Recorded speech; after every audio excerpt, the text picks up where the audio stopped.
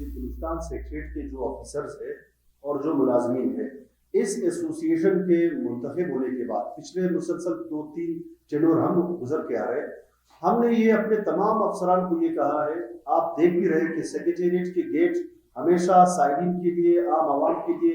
کھلے ہیں۔ اس بلوچستان کا جو بارڈر ہے، بلوچستان ایک ایسا جیوگرافک اس کا لوکیشن ہے اور اس کا اہمیت بھی ہے کہ اس کے بارڈر جو ہے وہ تقریباً 8 لوگ کے قریب بارڈر افغانستان اور چائنا کے ایران کے ساتھ۔ بسم اللہ الرحمن الرحیم۔ معزز خواتین و حضرات، عزیز صحافیوں، الیکٹرانک، پرنٹ اور سوشل میڈیا کے دوستوں، میں عبدالمالک کاکڑ،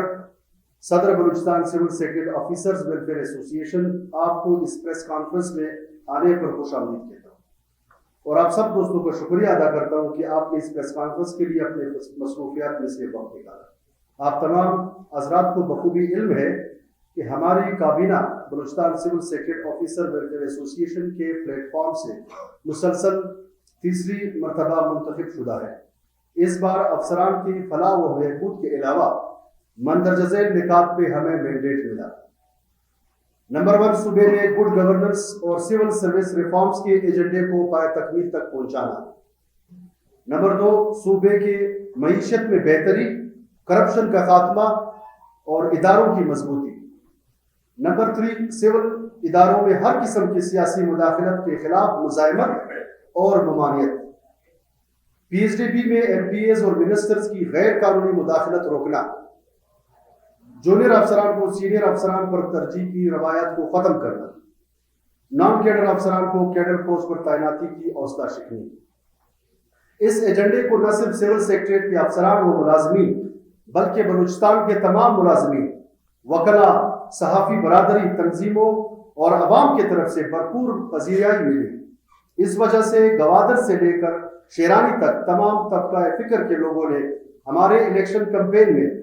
بلا واسطہ اور بالواسطہ ہمیں سپورٹ کیا، دعائیں دی اور کامیابی کے بعد مبارکباد دی، جس پر ہم سب کا شکریہ ادا کرتے ہیں۔ عزیز صحافیوں، بلوچستان بیوروکریسی میں 2 بنیادی کیڈر ہے، بلوچستان سیکریٹریٹ سروس جسے BSS کہتے ہیں اور بلوچستان سول سروس جسے BCS کہتے ہیں۔ ان دونوں سروس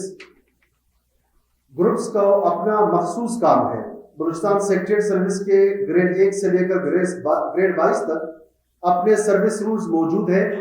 جن کی بنیاد پہ ہمارے پروموشن اور پوسٹنگ ہوتی ہے، جبکہ BCS گروپ کے بھرتی، تربیت اور کام بلوچستان کے اضلاع میں ریونیو کے معاملات کو دیکھنا ہے۔ یہ بات قابل ذکر ہے کہ BCS کے گریڈ 17 سے اوپر سروس سٹرکچر موجود ہی نہیں۔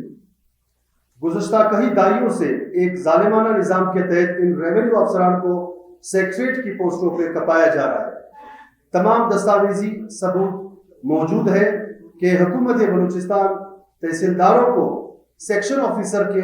پوسٹوں پہ پروموشن دیتی آ رہی ہے اور آج تک یہ غیر قانونی عمل جاری ہے، کیونکہ ایک اسسٹنٹ کمشنر گریڈ 17 کو ڈپٹی سیکرٹری گریڈ 18 کی پوسٹ پر پروموشن دی جاتی ہے، اور مزید یہ کہ کس قانون کے تحت additional secretary B19، secretary B20 promote ہوتے ہیں۔ ہونا تو یہ چاہیے کہ ان کے پروموشن کا نظام اپنے فیلڈ سیٹ اپ میں ہی رہتا۔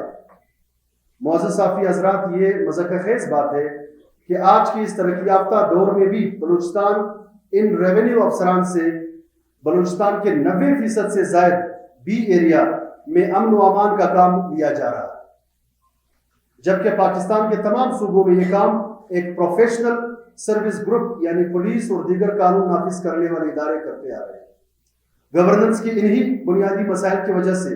بلوچستان کے اضلاع میں جرائم میں اضافہ اور لوٹ مار کا سلسلہ عروج پر ہے۔ جب بھی کوئی واقعہ جنم لیتا ہے تو یہ ریونیو افسران اپنی ذمہ داریوں سے مبرا ہو کے یہ کہتے ہوئے پائے جاتے ہیں کہ یہ تو B ایریا کا کیس ہی نہیں ہے۔ معزز صحافی حضرات، یہ بات کسی سے ڈکی چھپی نہیں کہ حالیہ دنوں میں چینی، یوریا، ایرانی ڈیزل، گندم اور سیمنٹ کے اسمگلنگ میں مختلف اضلاع کے ڈپٹی کمشنر ملوث پائے گئے، مگر ان کی انکوائریاں فائلوں میں دبا دی گئی اور ان نامدار افسروں کو بجائے معطلی کے سیکریٹریٹ میں پوسٹ کر دیا گیا۔ کیا سیکریٹریٹ کی پوسٹیں ان اسمگلنگ کے سہولتکاروں کے لیے رہ گئی ہے؟ انگریز دور کے نو آبادیاتی نظام کے تحت یہ ڈپٹی کمشنر اضلاع میں بادشاہ بنے بیٹھے، مگر دوسری جانب اضلاع میں ڈیولپمنٹ پروجیکٹس زمین پہ کہیں نظر نہیں آتے۔ ابھی تازہ صوبائی اپیکس کمیٹی کے اجلاس میں یہ فیصلہ ہوا تھا کہ بلوچستان کے اضلاع میں پچھلے 10 سالوں کے ڈیولپمنٹ اسکیمات کا آڈٹ ہو، مگر اس بابت عمل درآمد تاحال ممکن نظر نہیں آتا۔ معزز صحافی حضرات، ان مذکورہ باتوں کو سامنے رکھتے ہوئے حکومت بلوچستان نے اکتوبر 2020 میں اعلیٰ سطحی 24 رکنی پارلیمانی کمیٹی تشکیل دی، جس میں B S S, B C S اور تمام سٹیک ہولڈرز کو نمائندگی دی گئی، اور ان کی رپورٹ کی روشنی میں اگست 2022 میں بلوچستان کی کابینہ نے سابق وزیر اعلیٰ جام کمال خان کے زیر صدارت سول سروس ریفارمز کے ایجنڈے کی منظوری دی۔ اس مندرجہ ذیل نکات طے پائے: نمبر 1، دونوں کیڈرز کے مابین شیئر ڈسٹریبیوشن میں مساوات اور فیڈرل سے ملنے والے پوسٹوں کی تقسیم۔ نمبر 2، فیلڈ میں سیکریٹریٹ ملازمین کی entry. Number 3، P M S کا نفاذ۔ صوبائی کابینہ کے فیصلے کی روشنی میں اس وقت کے چیف سیکرٹری جناب عبدالعزیز اکیلی نے جون 2022 میں دونوں ایسوسی ایشنز کے صدور کو مدعو کیا اور منٹس آف میٹنگ میں یہ طے پایا کہ پہلے مرحلے میں وفاقی حکومت سے ملنے والے پوسٹوں اور شیئر کے فارمولے اور مسئلے کو حل ہونا چاہیے، اور بعد میں باقی 2 فیصلوں پر عمل درآمد ہوگا۔ اس بابت ایڈیشنل سیکرٹری سروسز جناب زاہد خلجی کو کنوینر مقرر کر دیا گیا تھا، اور تحریری طور پہ بی سی ایس کے سابقہ صدر جناب حافظ طاہر اور جنرل سیکرٹری نقیب اللہ کاکڑ نے حتمی معاہدے پہ دستخط کیے کہ باقی ماندہ فیصلوں پہ بھی من و امن عمل درآمد ہوگا، مگر آج یہ اس بات سے انکاری ہے اور کہتے ہیں کہ ہم بیک وقت سیکریٹریٹ اور فیلڈ میں فرائض سر انجام دیں گے، اور کسی قسم کے ریفارم سے انکاری ہے۔ معزز صحافی حضرات، اس حکومت وقت کے اس رویے کی وجہ سے ہمارے کیڈر کی پوسٹیں غیر قانونی طور پہ بی سی ایس کیڈر کے پروموشن کے طور پر دی جا رہی ہیں، اور ان کو سیکریٹریٹ میں تعینات کیا جا رہا ہے، جس کی جتنی مذمت کی جائے کم ہے۔ اس بابت مزید خاموشی اور کابینہ کے فیصلوں پہ عمل درآمد ہمارے لیے ناقابل قبول ہے۔ اس پریس کانفرنس کے توسط سے ہم چیف سیکرٹری بلوچستان کو 15 دن کا وقت دیتے ہیں کہ اگست 2021 کے بلوچستان کابینہ کے فیصلے پہ من و امن عمل کرے اور نوٹیفیکیشن جاری کرے۔ ایسا نہ ہونے کی صورت میں ہم اس بات کا جواز رکھتے کہ ہم سخت ترین لائحہ عمل طے کرتے ہوئے قلم چوڑ احتجاج، سیکریٹریٹ کی مکمل بندش، مظاہرے اور دیگر اقدامات شامل ہیں۔ آپ کا بہت بہت شکریہ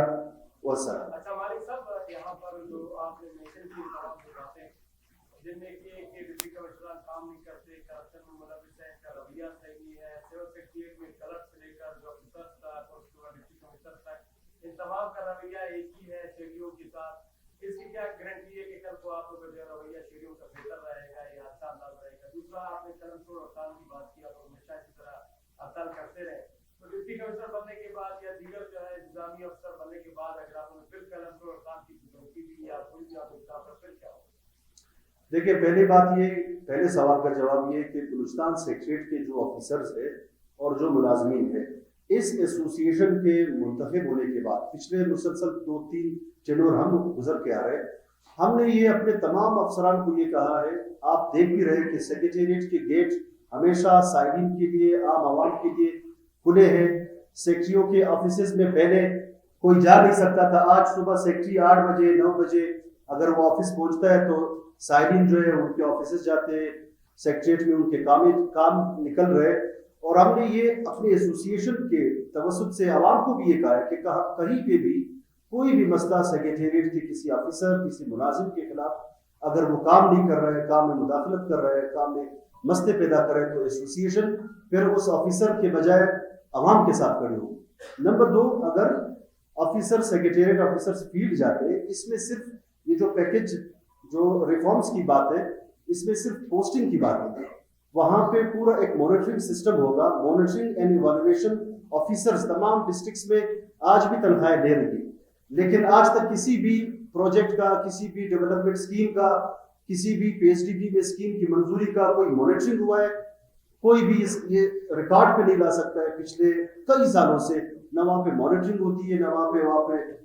अकाउंटेबिलिटी है। तो ये सब कुछ फील्ड एंट्री का मतलब ये है कि सेक्रेटेरिएट के अफसरान फील्ड में जाएंगे, सिर्फ पोस्टिंग की बात नहीं है, उसके साथ साथ बहुत सी चीजें जो है वो नोटिफाई होगी और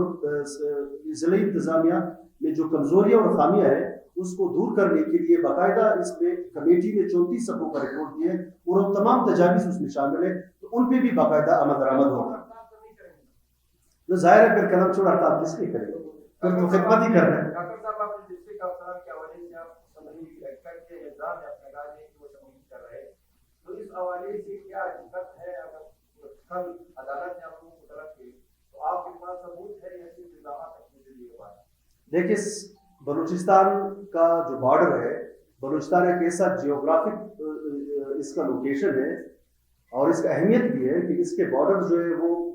तकरीबन 8 लोग के करीब बॉर्डर अफगानिस्तान और चाइना के ईरान के साथ है। तो यहाँ पे इकोनॉमी तो है नहीं और अनडॉक्यूमेंटेड इकोनॉमी, इस पे ये बात सबको पता है, अगर कोई इसका इजहार करता है या नहीं करता है कि स्मगलिंग बलूचिस्तान में हो रही है। तो जाहिर सबूत जब आप मांगे तो सबसे पहले अगर आप किसी की करप्शन पे बात करें तो करप्शन की भी आपको सबूत नहीं मिलेंगे, क्योंकि ये सिलसिला जो है ये इस तरीके से चैनलाइज होकर चल रहा है जिसके सबूत जो है आपको डॉक्यूमेंटेड फॉर्म में नहीं मिलेंगी। लेकिन जो एपेक्स कमेटी में अभी आलियन जो एपेक्स कमेटी फेडरल गवर्नमेंट के लेवल पे और फिर यहाँ बलूचिस्तान में आके उन्होंने जो फैसले किए उनके मिनट से ये वाज़ेह होता है और उस एपेक्स कमेटी के फैसलों में बाकायदा ये तहरीर है कि उन अफसरान के खिलाफ बाकायदा इंक्वायरियाँ होनी चाहिए, उनके खिलाफ कार्रवाई होनी चाहिए जो इन स्मगलिंग के कारोबार में जो है सहूलतकार के तौर पे किरदार अदा करता है। अच्छा मालिक साहब, या जो चीज है ये तो अफसरान है उनके इस मौके पे कि केसेस वालों को आउट टेस्ट पे डाली की जा रही है, ये नहीं चाहते टेस्ट होगा तब ये सब पंजाब ये जो अप्रूवल कैबिनेट देती है इन तमाम बातों को उन्होंने मद्देनजर रखा और इसमें ऐसा नहीं है कि आज नोटिफिकेशन हो और कल वो गया फील्ड में, उसके लिए बाकायदा तरीक़ेकार इसी रिपोर्ट में दिया है। वो बाकायदा जाएगा कानून जो लॉ एक सब्जेक्ट है और दूसरा रेवेन्यू, इन 2 सब्जेक्ट्स के उनको ट्रेनिंग दिया जाएगा। बाकी एग्जाम्स तो सेक्रेटेरिएट के ऑफिसर्स भी पास करके आते हैं और जो प्रमोट होके जाते हैं उनके लिए भी बाकायदा एक तरीक़ेकार है। वो अकेडमी जाएगा, 4 महीने और 2 महीने का अलग अलग ट्रेनिंग होगा, ट्रेनिंग से आएगा, उसका इवैल्यूएशन होगा, वो ADC रेवेन्यू के नीचे अटैचमेंट पे काम करेगा, फिर DC के साथ काम करेगा, बाकायदा उसकी ट्रेनिंग के बाद उसको पोस्टिंग दी जाएगी। एकदम से नोटिफिकेशन के बाद उनको पोस्टिंग नहीं दी जाएगी। मेहरबानी, बहुत शुक्रिया।